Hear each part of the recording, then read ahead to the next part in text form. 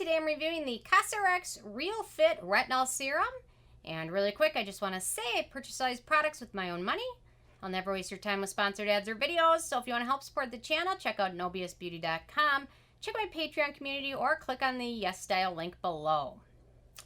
Okay, so this is a newer product at Cosrx. They've recently come out with a Real Fit line of different serums. They've got their retinol serum, a vitamin C serum, which I love, and a vitamin E serum. And I thought I would take a chance and review their retinol serum today. And I'll be certainly reviewing the others ASAP. So Cosrx calls this a retinol serum infused with retinol derivatives, which they don't call it a Real Fit retinol derivative serum. I wish companies would be a little bit more straightforward, because when people think retinol, they don't necessarily think of the derivatives. There are millions of retinol derivatives. I'll have to do that for my next skincare ingredient spotlight. Kind of like vitamin C, there's tons of them. Retinol's the same.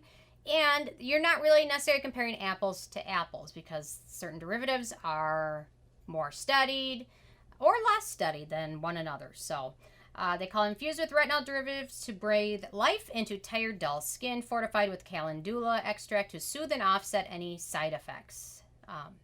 Which typically with retinol and tretinoin, you get side effects, the process of retinization, which is, your skin gets dry, you might purge, you get flakiness, redness, things like that. With the derivatives, it's not really a huge issue. So, okay, my first criteria is packaging, and they've gone with the standard dropper bottle packaging. Not very excited about it, but it's not going away. In terms of denatured or drying types of alcohol, this does not contain any of those. However, when we get to fragrance, it does have a scent, and that is from Juniperus mexicana oil, which is a thick and fragrant oil. Some people mention that this can have anti-acne effects. However, it can also be a skin sensitizer, especially if you have sensitive skin. And this ingredient gives the serum a bit of an odd smell. And the only thing I can liken it to is almost like lettuce or like a salad. It's just a different, unique scent. Not really a great scent. I think it would be better without it, but whatever. What am I going to do about it? So yeah, it kind of has a smell of like a salad. Very strange.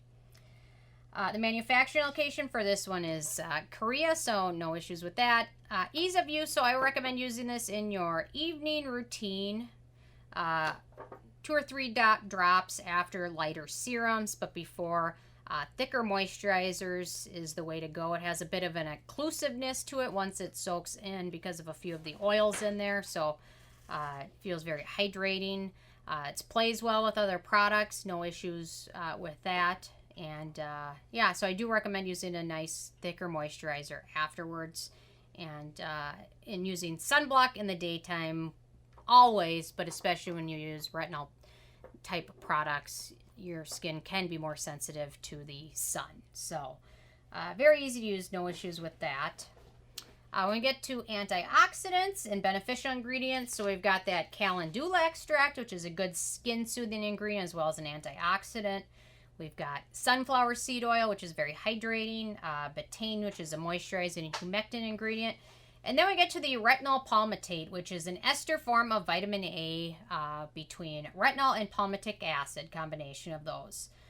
It functions as an antioxidant as well as a cell-communicating ingredient. The trick with retinol palmitate is the fact that it has to be converted multiple times by your skin to break down into what it needs to be effective. So it starts out as retinol palmitate, then your skin breaks it down into retinol, which breaks it down into retinol hide. So you need a higher percentage of it in the product, because each time your skin breaks it down, it loses some of its effectiveness and it loses some of its efficacy, which is why tretinoin is so powerful and great, because your skin doesn't need to break it down. And so retinol palmitate, this ester, needs to be converted multiple times, and each time it does, it gets less and less effective. There's less and less punch to it. So it's not the most effective retinol derivative especially compared to retinol or retinolhide or tretinoin. So, and in my opinion, there's just a lack of a lot of studies proving it to be very effective. There's tons of studies on retinol and tretinoin, so many studies. But when it comes to a lot of these derivatives, there's just not as much. Okay, so then we've got panthenol, which is good for skin soothing and hydrating. We've got peanut oil, which I didn't expect to see in a skincare product. I'm sure it's in some of them. I just haven't come across it very often, but it's very good for hydrating and skin conditioning. Then we've got vitamin E, which is a good antioxidant.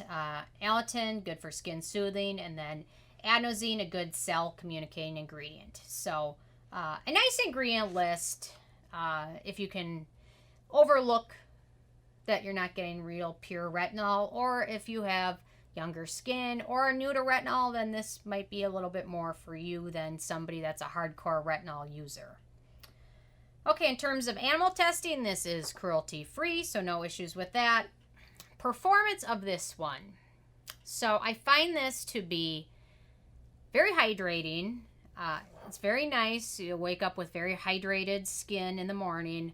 However, after using this for well over a month, I didn't notice a reduction in fine lines. Retinol really should help with fine lines, wrinkles, texture, pigmentation, preventing breakouts.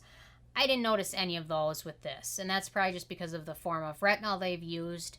I have a feeling if my skin were new to retinol, I would probably notice more of a punch to this one, but as somebody that's been using retinol products for a long time, I just didn't notice it. But those who are newer to retinol might notice more positive effects. Then we get to the acneogenic ingredients in this, and we've got quite a list. So we've got butylene glycol, dimethicone, cetearyl alcohol. The retinol palmitate in itself is an acneogenic ingredient because it's an ester of retinol and palmitic acid, and palmitic acid is acneogenic. Then we've got peanut oil and then vitamin E. So if you're very acne or breakout prone, this one's probably going to be an easy pass. The price, so even though this dropper bottle looks to be a normal size, it's not. It's 2/3 of a normal 1 ounce bottle, which is 0.67 ounces or 20 milliliters. And it retails for about $30. So it's not super expensive, but it's also not affordable. Especially when you figure in that the bottle's a lot smaller. I don't know why they did that, but... So it's not expensive, but it's not ridiculously affordable either. So it's kind of in the middle. Maybe it'll be on sale. Then we get to the it factor, and it's got fragrance in there, which I don't love. It's got the retinol ester in there, which I don't love either. It's a small bottle. It's a little bit pricey. It's got several acneogenic ingredients in it. I just didn't love this one from CosRX, especially after their vitamin C serum, which I absolutely love. This one I just didn't love, and I guess there's no brand that can make 100% of things I like, so they didn't. So, out of a 10 being a perfect score, I gave this one a 6, so there you go. It's okay. Average. Nothing too exciting, so... Probably an easy pass for sensitive or acne-prone skin. So, anyway, I'm interested in hearing from you guys if you had a chance to try this out, and if you have what your thoughts are. So leave a comment. I love hearing from you guys, and stay tuned for more tomorrow. Thank you so much.